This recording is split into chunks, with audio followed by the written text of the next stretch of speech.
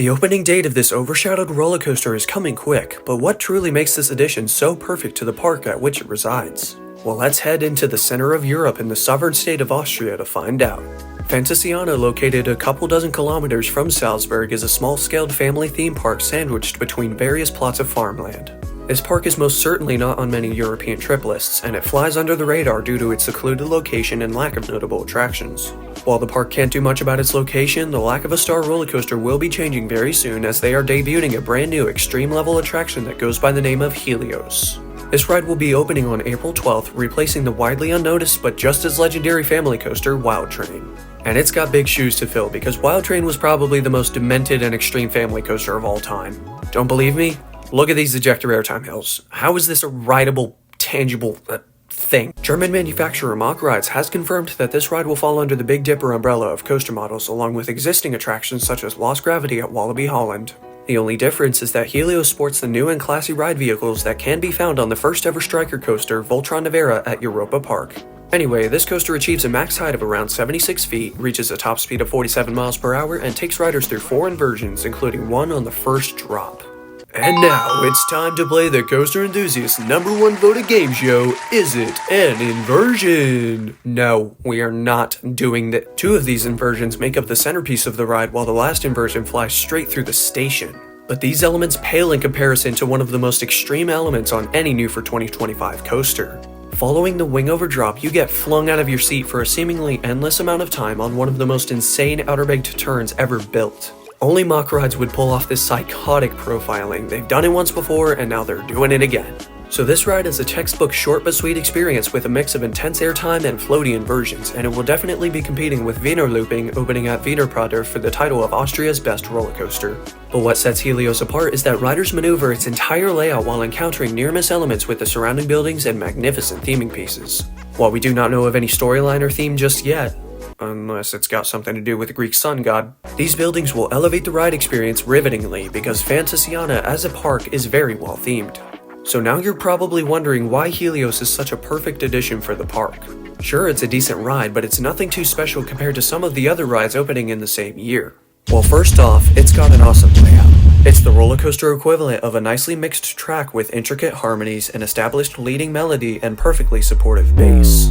Essentially, the mix of elements complement each other nicely, with differing forces that do not stand out over others, at least from what we perceive in the test footage. Second, as I previously mentioned, the coaster is short but sweet, prioritizing quality over quantity.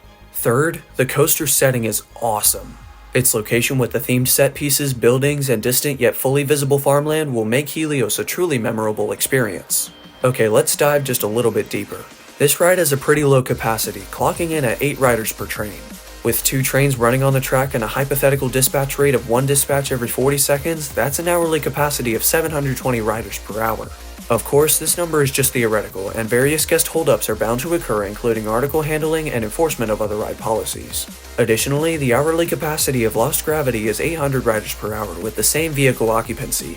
This is interesting, seeing as Lost Gravity is about 700 feet longer than Helios, so Helios might have slightly better or worse capacity depending on how fast the average dispatch time is. So how is below average capacity a good thing? Well, it's simple.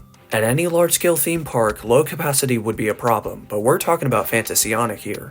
A 22-acre family park above the Austrian Panhandle with 1 other operating roller coaster and 1 other closed roller coaster, both being family rides. Below average capacity is really all that the park requires out of an extreme level thrill ride, given its location and scale. So a gargantuan ride that can pump out 1,600 passengers an hour is simply not needed. And finally, this brand new ride serves as the headlining attraction that Fantasiana has lacked ever since opening in 1996.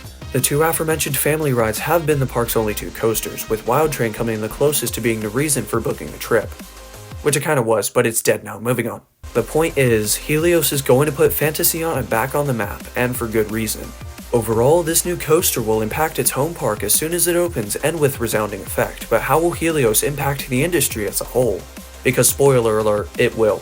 Unlike most models currently on the market, such as the Intamin LSM coaster, the Mach Striker's selling point is not only the layout customizability on offer, but the train design.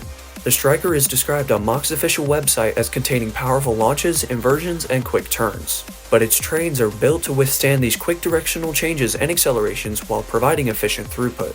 And it seems Mach Rides has used Helios as an opportunity to translate this train format to their smaller scaled, compact Big Dipper coasters. This was a quite unconventional yet innovative approach from Mach Rides to use trains from a brand new model on a similar existing model. And this is what makes Helios so significant. If these Striker trains can be used on the base model and the Big Dipper model, this opens the door to a wide variety of choices for any and all theme parks. Whether it's a smaller theme park looking for their standout attraction or a larger theme park looking for a record-breaking capacity machine, the Mach Striker could very well become the most versatile model on the market.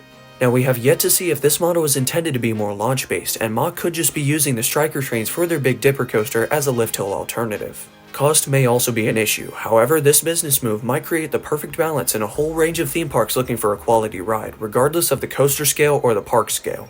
The future of this model looks bright, and Helios combined with the success of Voltron Nevera is proving that the Striker could be the next prominent and game-changing model in the amusement industry. So what can we take away from the imminent opening of this hidden Austrian gem? Well, Helios may not have the spectacular caliber of Stardust Racers or the insane scale and records of Falcon's Flight, but it fits right in at Fantasiana as an absolute sleeper hit. Not only will it be a great ride, but the opening of this attraction marks the continuation of a new era for its manufacturer. An era of perpetual dream catching and limit pushing innovation, and that's why I think Helios is the best fit out of any rides in the 2025 coaster class. Signing off for now, this has been Storm, and I'll see you coaster lovers next time. Thanks for watching.